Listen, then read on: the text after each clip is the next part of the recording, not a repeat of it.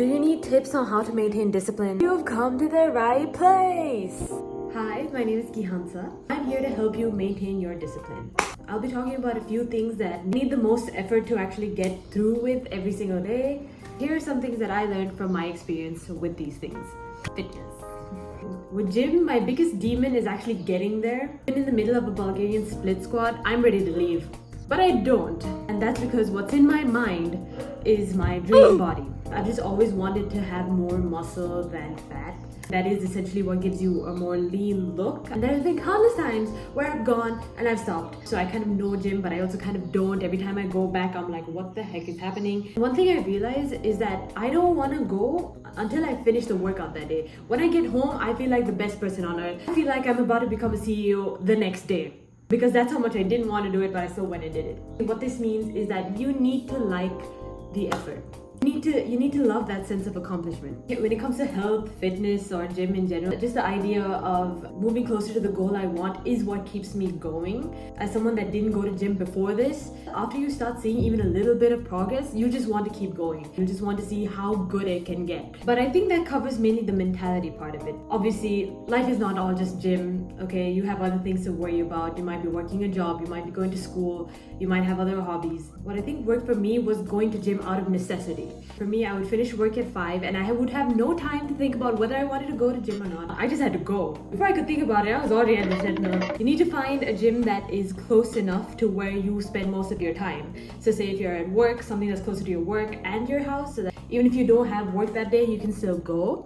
Something that will make transport easier. But if it's difficult is when you're kind of hesitating, you're spending more time than not thinking about how to go rather than actually getting there. Now you've transported, you're at the gym. As someone who's played sports for almost 8 years, I was still shitting my pants when I went to gym. What I realized is that you can just ask for help.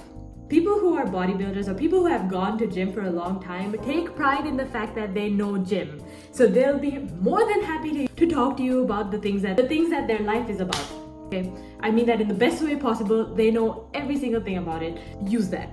You don't have to worry about looking stupid because they're gonna help you. Even if you don't, just look it up. What I would do when I was the state of anxiety, I had a routine. I would just look up those exercises online. And more often than not, they were exercises that were pretty easy to execute. If you know which muscle that exercise is supposed to target, and if you know what the exercise is, you're just like, oh, I need to feel it in that muscle. Or something happens in your brain where you're like, oh shit, this is how far I need to go to feel it in that muscle. But of course, please ask. Discipline in sports. Sports have been my entire life for like the past 6 years. And I think I know a little bit about how I concentrated on it. First thing is, practice sucks. Still go. Sometimes we would have practice at fucking 6 a.m. and I would just cry. Do I really want sports to be my persona? I was rethinking my entire identity at 6 a.m. for that basketball practice. Oh my god. I have 2 tips that help me out with this. The recognition, okay? People will recognize when you're getting better at a sport.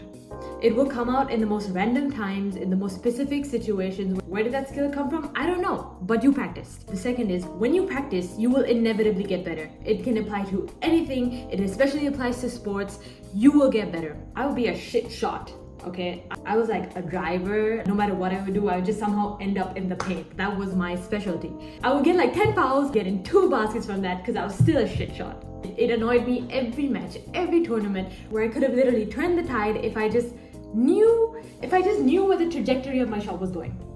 I didn't let that stop me. And you shouldn't let that stop you either. The effort counts. I know you hear this everywhere, but you miss 100% of the shots you don't take. The next is studies. I know international exams are like already halfway done, but I'm here to help. As you might have realized, I was very into sports at one point. I completely let go of studies. So I had to come to a point where I had to realize the seriousness of what I needed to do. Generally, with my peers or students in general, it's to go to a good university. You have to instill that drive in you to realize that you need to get good grades if you want to get into that university. Even if you don't know what you want to do, if you've just picked your subjects and you even don't know what you want to study, even to get into the stream that you may want to do, you still need to have good grades. Okay, this is not the gospel truth. There are more than enough situations where, people have succeeded without good grades. The general consensus was to go to tuition class because the education at school was,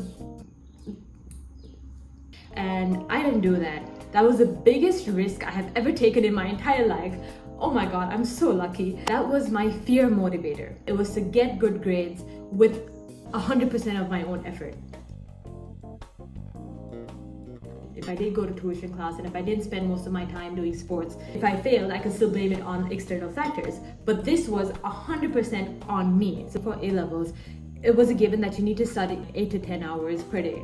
So how I stayed interested in studying, across the day is mixing up those topics. I wouldn't do economics for 2 to 3 study sessions straight. And I've seen a lot of people recommend the Pomodoro timer, which I'm sure helps a lot of people. But I'd say create your own timer. For me, taking a break at every 25 minutes seemed like a break in my focus when I could feel the fact that I could do more. So I would do 1 hour and maybe like 5 or 10 minute break and then another hour and so on and so forth. I wouldn't have an expectation on what time I would need to finish because I needed to intuitively check whether I was burnt out or whether I was actually absorbing the information that I was studying. By doing that, you kind of push the potential of what you have on how much you can study. Follow as much tips as you can find at first and then find what works for you. One of the things that completely saved me, if I could feel that I was not productive, I would not push myself to study within that time frame. Say I actually couldn't start at 9 and I was feeling really lethargic and I couldn't study up until like 12, I would completely let it go. I would completely let go of the fact that I was supposed to study at that given time. I would take another nap and start again at maybe 3 or 4 and then study until like the AMs. This may not work for everyone, but that is what worked for me. But the point you need to take from that is that if you're studying while you're burnt out, that's going to feel so much worse. Rest. If you're still stressed about the fact that you're not studying and you're not productive, that's not resting. You're not going to feel rejuvenated enough to study again. But of course, be strict with your breaks. Get rid of social media. I'm just telling you now, it's not gonna help. I used to watch Vinland Saga. That was my therapy. Strictness during like diets. So again, this depends on what your goal is. If you're fully into the gym goal that you have, then you need to be extremely strict about it. Or if you're working out to kind of stay fit enough to just eat what you want in moderation, because that's kind of what I'm doing right now. When it came to knowing my limits, Lord knows that I wanted a Cinnabon, a brownie, and a chocolate chip cookie in that order. But I'm slowly moving into a stricter diet because I'm starting to prioritize what I want my body to look like. And that's fine. What worked for me is just thinking in macros. So for me, building muscle but staying lean, that just means more protein, less fat. I just needed to make sure that I got those in my meals. And that kind of simplifies it a lot more. Morals of values or boundaries that you want to keep for yourself.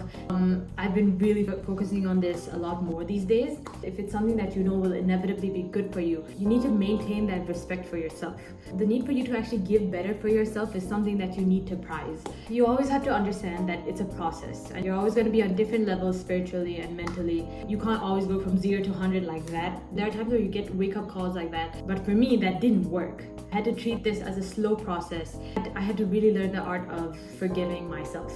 I had to realize that I had to build these morals from love for myself, not for any other reason, not out of anger. And it's very easy to get swept up in this mindset where you're more harsh with yourself than you need to be, and that's not what you need. You need to give yourself love and appreciation for actually coming out of this place that you don't want to be in anymore.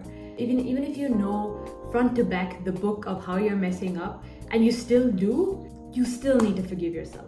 Because if you don't, who will? Come on now. If you need to love someone, it's yourself. Let go of the anger you feel when you do mess up. So, in general, it's all about persistence. Okay, be patient and trust yourself. Trust that you're always going somewhere. Trust that you're always leveling up. Even if it's like this small, just trust. Just trust that you're always that you're always getting better. No matter how many times you fail, pick yourself up. Know what you're capable of. You're capable of so much, so just keep remembering that with anything that you do. Anyway, I hope you like this video. I hope it helped. So maybe you can like and subscribe, and I'll see you when I see you.